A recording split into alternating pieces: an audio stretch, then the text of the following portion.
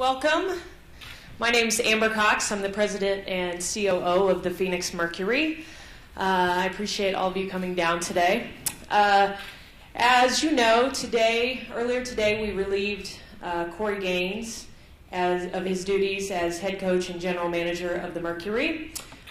We have hired Russ Pennell as the interim head coach. I'm going to take over as the interim GM for the time being. I want to first thank Corey Gaines. He's been with this organization for 8 years, helped us win 2 championships. He's been a big part of our Mercury family, and none of his contributions are lost on any of us. We certainly appreciate all he's done for us. And, you know, decisions like this are never easy, but what it really came down to is expectations for this team were not being met. We're 21 games in, 10 and 11 on the season, and that's just not good enough, quite frankly. We feel like we should be in a better spot after 21 games, and so we felt like it was time to shake things up a little bit and make this move mid-season while we've still got more than a third of the season left to go, 13 games in the regular season, and then, of course, the postseason. So as we started looking at new faces to bring in to assume the role as head coach, Russ was at the top of our list. With his success around Arizona, specifically the last few years at Arizona State, University of Arizona, and the last 4 years at Grand Canyon University, we really felt like his personality, his attention to detail, discipline, structure, defense would really bode well for what we need to really right this ship at this point in the season. So we made the call. Russ was interested, and we were lucky enough to be able to hire our first choice as the new head coach of the Phoenix Mercury, Russ Pennell. Russ? Thank you, Amber. Well, I sit here today very humbled and honored to be in a situation to coach the Phoenix Mercury. And, you know, I know a lot of people say, well, why? You know, why? You've been a college coach. You've coached men. Why this situation? And I think it's very simple. You're talking about the greatest women athletes on the planet. You're talking about the WNBA. And to have that opportunity to coach these young women and pursue a championship is something that, you know, every coach longs for. And when I was contacted by Amber, it was you know, a little surreal at first. Never had really thought about something like that, but then I quickly started thinking, why not? And so I couldn't be more excited. I realize it's adverse situations that we're taking this challenge on. I know it's difficult being let go from a job. Just happened to me 5 months ago. I understand those things. So I think the big thing is to hopefully get a chance to make an impact on this team. You're talking about an elite group of athletes here. The Phoenix Mercury, with the roster they have, it should be a contender for the WNBA championship. And what I hope I can bring to that is attention to detail and maybe help in some areas that have been lacking, and see if we can't get on a little bit of a roll here at the end of the season and into the playoffs. But again, I'm extremely fortunate, blessed to have this opportunity. I'm looking forward to it. If you guys have questions, just raise your hand.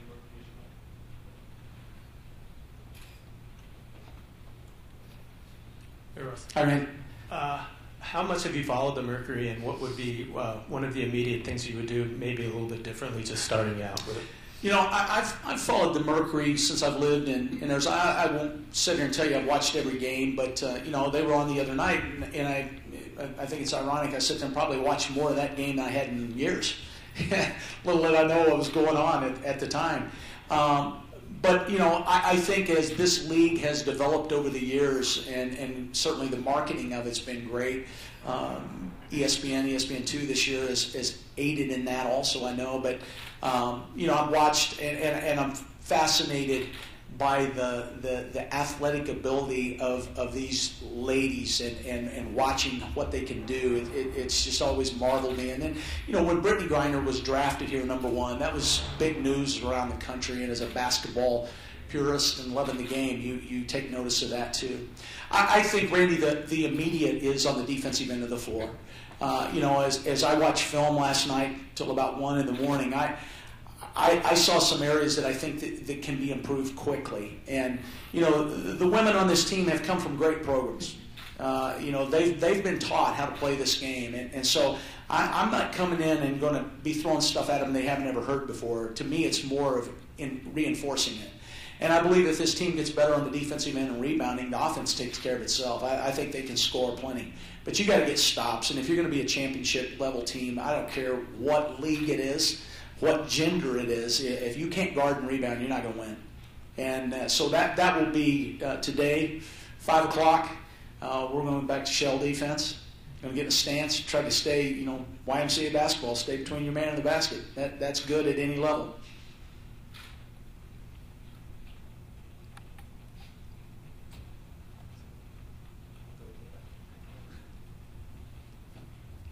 Russ, this is a very diehard fan base that you're being introduced to now. Your message to the fans who came into this season with high expectations. We're talking WNBA championship. Absolutely. And I know the fans, they get very attached to players and to coaches. And I want to reiterate something. Corey Gaines is a wonderful coach. I mean, he's been a part of 2 championships here. He didn't just wake up yesterday and forget basketball. He's a very good coach, and he'll be a good coach again. And what I've learned over time, I mean, I've had 4 or 5 different jobs. Sometimes there's a shelf life, and it seems to be this time. And so my message to the fans is, what I want to do is accomplish exactly what they want, which is to hoist a banner in the arena out there. And we're going to do that through hard work. I only know one thing, and that's to grind. Just sit down in front of a computer, watch film, get out on the court, grind, work through it. If you don't get it the first time, let's do it again and again and again. And the only thing I need is willing people. And from what I understand and from the conversations I've had, there's a lot of willing people here. They want to do this. And so that excites me, and that's my message to fans. We're going to play hard. It will be a subtle change. They're not going to see tomorrow night all of a sudden this total 180 from what they've been watching. What we have to do is build on the good things, correct the bad things, and move forward from there. Russ, right here. Oh, there you go. When someone gets a new job that they really want, usually the first thing that runs through their mind is, wow, I get to do blank. What was the first thing that really popped in your head that you were excited about when you got the job offer? Yeah, coach this level of athlete, at the highest level. This is the apex of women's basketball. And the influence, I'm a huge NBA fan, and what I find is the WNBA has taken a lot of especially the sets, the X's and O's. A lot of things we did at Grand Canyon was a pro-style offense. Last night, after getting on the video and watching, it's stuff that I've been doing for the last 5-6 years, and that excited. That there's a comfort level in that. But to coach people like Diana Taurasi, Brittany Griner, Penny Taylor, you're talking about the best of the best. And I've always been a purist of this game. I'm very proud that I've worked for 2 Hall of Fame coaches. I've worked for Eddie Sutton and Lute Olson. Rob Evans is one of my best friends, and he was a great defensive coach. And at the end of my career, when I'm sitting in a rocking chair somewhere in Southwest Missouri, I want to know that I got to do some of the most spectacular things in the sport. It's not always about, I made the most money or I was the most popular, but to say you worked for 2 gentlemen that won over 800 games, to coach Diana Taurasi, Brittany Griner, whether that's for 13 games, 20 games, 400 games.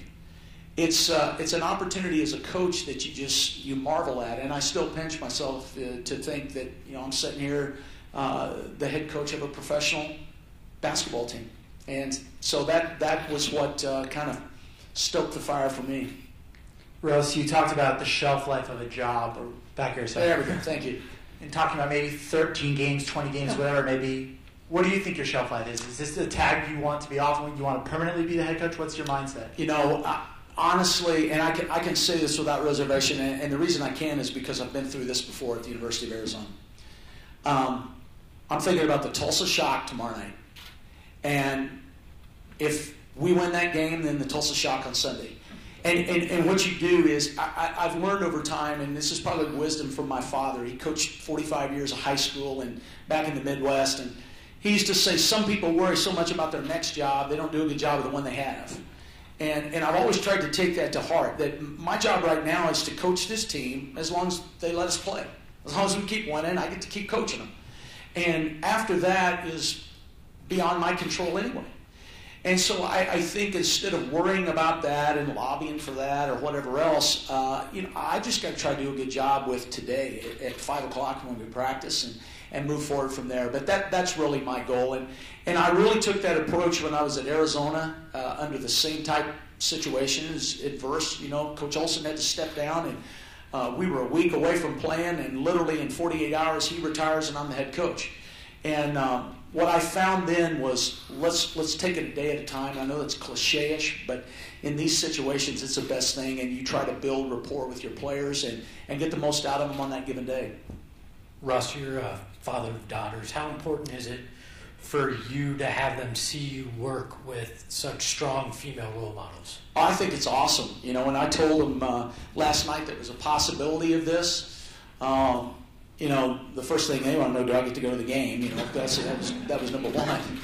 But then can we tweet this out? No, you can't tweet this out. Do not say where. In fact, I told my wife, I said, confiscate the phones. Do not let them even have access to them. And it was funny because when I got up this morning, they were like, when can we tell our friends?